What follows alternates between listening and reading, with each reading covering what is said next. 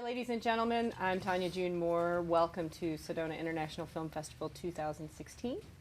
I am here with Carrie and Huntwatch. Wow.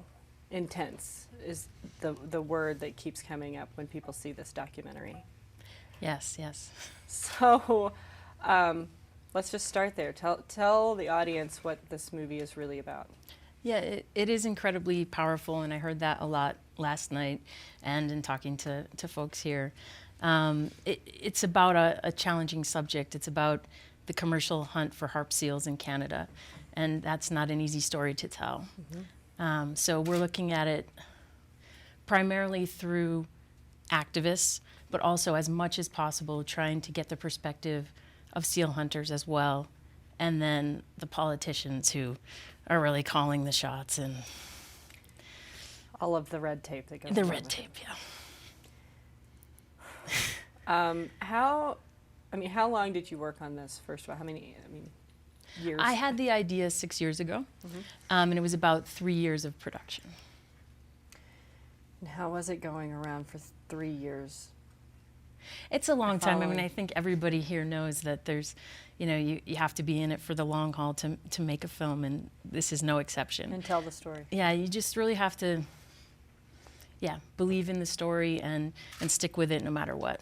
And we did that. Were there any parts that, as you were filming it, that you were surprised about, that you were, I can't believe that, or? All the time. Every scene? All the time. I mean, a lot of the story is archive. So, the 6 years ago when I originally uncovered the story and saw the founder of the International Fund for Animal Welfare, Brian Davies, and saw him flying helicopters, sporting aviator glasses, doing all kinds of crazy things, all to save the seals, and finding that story and slowly uncovering more and more and more of that story and the depth of it, and trying to get multiple perspectives, and trying my hardest to talk to folks on the ground in Atlantic Canada and fishermen and sealers, and just every turn there's more to it. Yeah, as a documentarian, you have to present both sides of the story. How hard was it for you to see the opposite side? It wasn't hard for me to see it, but it was very difficult to gain access to it. So I was really incredibly curious about it. Our whole team was, and we just really tried as much as possible, but it was really challenging. We had to go back to some archive footage to get the majority of that perspective. People have been calling it gruesome. You weren't afraid to put the really gruesome facts out there on the film. When you watch it now, do you feel like it may be a little too much or not enough? It's interesting. I mean, that's a great question and fair comment for sure. The subject matter is hard to watch. You have white seals and white ice and red blood. So that's arresting. So the biggest challenge was dialing back the graphic nature of the story.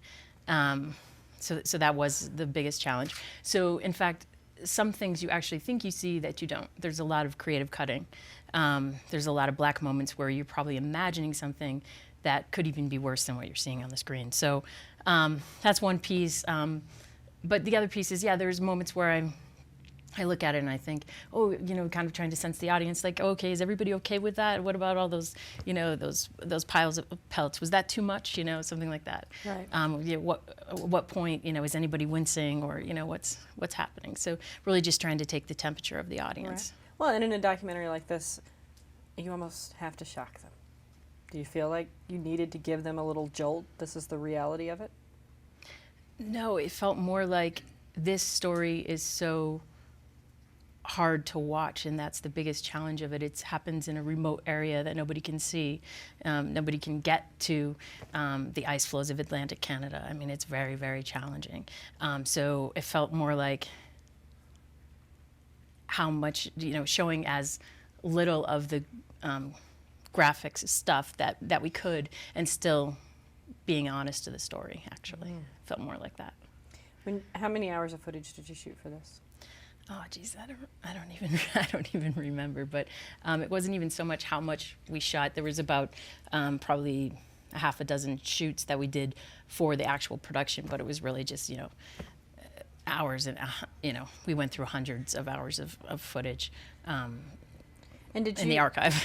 Right. Well, did you, when you were doing the story arc for this, was it immediate, like you knew that was the story, or did it take a while for you to flesh that out? No, it was the typical, note cards on the wall, moving around the acts. Okay, what fits in here? What fits in here? I mean, it was agonizing, totally agonizing, trying to make it all fit. And, not really, maybe one easy way to make it linear, go back and, in time. But we didn't really want to do that. And it would have been less interesting if we did, because we have 3 very distinct camera styles. Mm-hmm. So you would have like the old film footage right up front, and then it would be like gritty run and gun 90s, and then it wouldn't be until the end of the movie where you'd actually see the modern HD clean footage. So we really had to, that was the hugest challenge, is to figure out, okay, how do we drip feed the content, and put it together. So it's already been screened here. Yes, last night. Did you do a Q&A? Yes. How was it received? Yeah, I mean, it was really such an engaging audience. It was just a privilege to be in the theater and to be talking to folks about the film. And it was late, and people stuck with it, and were just really asking a lot of questions and trying to figure out, what could be a possible solution to the situation. Mm-hmm. So we got a lot of ideas generating. Yeah. Nice. Yeah. Nice. And being at Sedona International Film Festival, what does it feel like to be here? Yeah, such a prestigious festival. Yeah, I really think it's an honor to be here. Everybody at the festival has been, such amazing hosts and so gracious, and meeting the other filmmakers and getting to see some of the other films and to have the backdrop of the Red Rocks is really super special. So yeah, really, really happy to be here and really grateful. Oh, we're glad to have you. As filmmakers, we call this the Filmmaker Festival. We like to spoil you guys as much as possible. Yeah, that sounds right. Yeah, good.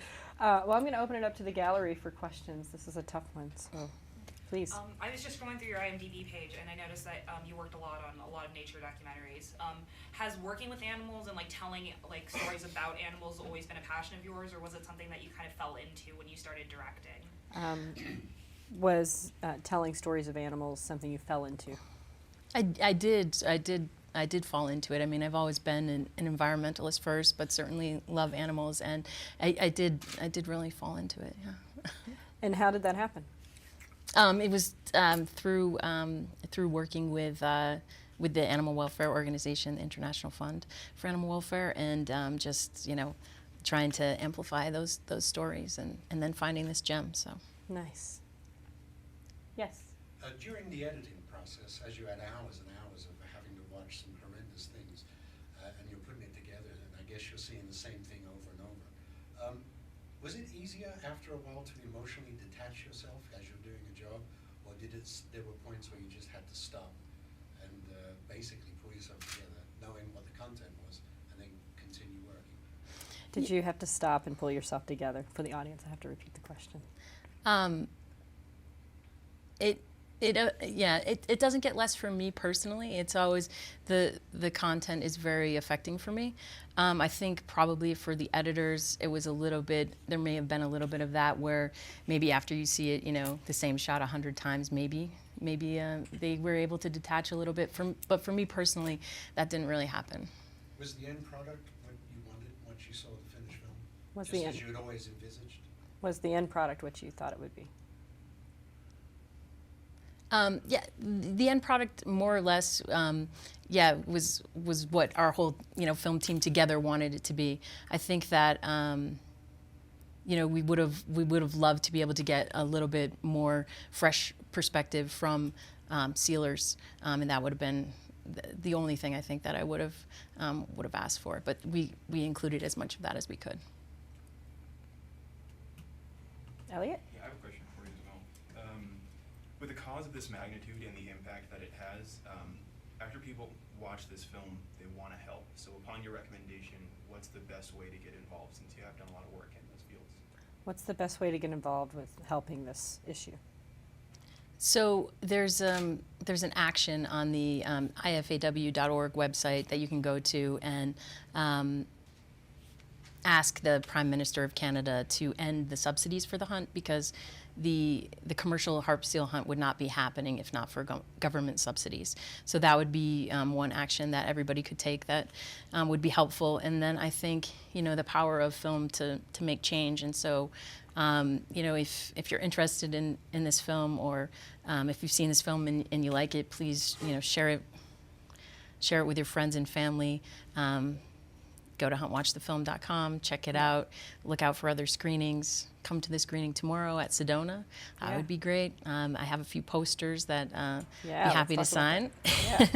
So she brought some posters with her for the showing tomorrow here in Sedona. So she's willing to sign those and give them away to audience members until they run out, correct? Yes, I would be happy to. And huntwatchthefilm.com. Yes. That's the website. You got it. Is there any social media out there that people can follow you on and what you're doing and your projects, and this one in particular?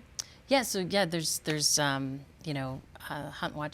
Facebook and Twitter and Instagram and all of those things. Everything, and I'm out there as well. So yes. Okay.